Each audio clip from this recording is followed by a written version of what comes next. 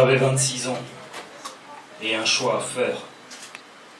Quitter mes valeurs pour rentrer dans les affaires, quitte à faire fuir mes frères, mais tu sais, des fois, il y a des choses dont on n'est pas fier.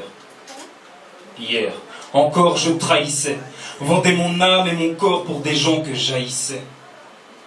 Dire qu'avant, c'était le point gauche que je hissais, mais ici, je vous le jure, à cette époque, c'était ma seule issue. Ma seule solution.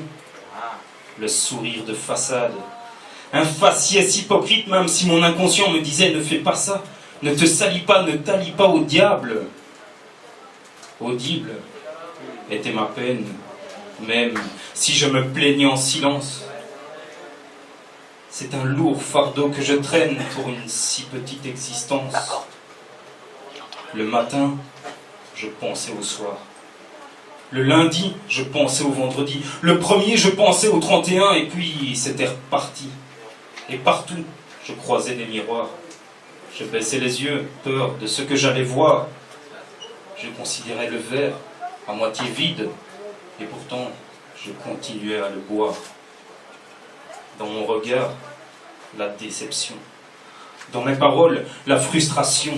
Et dans mes gestes, même plus d'illusion. J'avais juste des chiffres et du stress en permanente diffusion. J'étais servile et en même temps certain de servir le vilain. J'étais serviable, je serrais des mains. Mais j'avais envie de gerber tous les matins. Avec des collègues en guise de maton. Et un boss à droite qui faisait enfler ma bosse des maths. Et mes potes se marrent et mon âme se meurt. Heureusement, cette carrière fut sommaire. Mais sommes-nous contraints de rester tout le temps en éveil? Je le crains. Et si aujourd'hui encore tu te le demandes, rappelle-toi de mon texte. Car oui, j'ai travaillé dans une banque.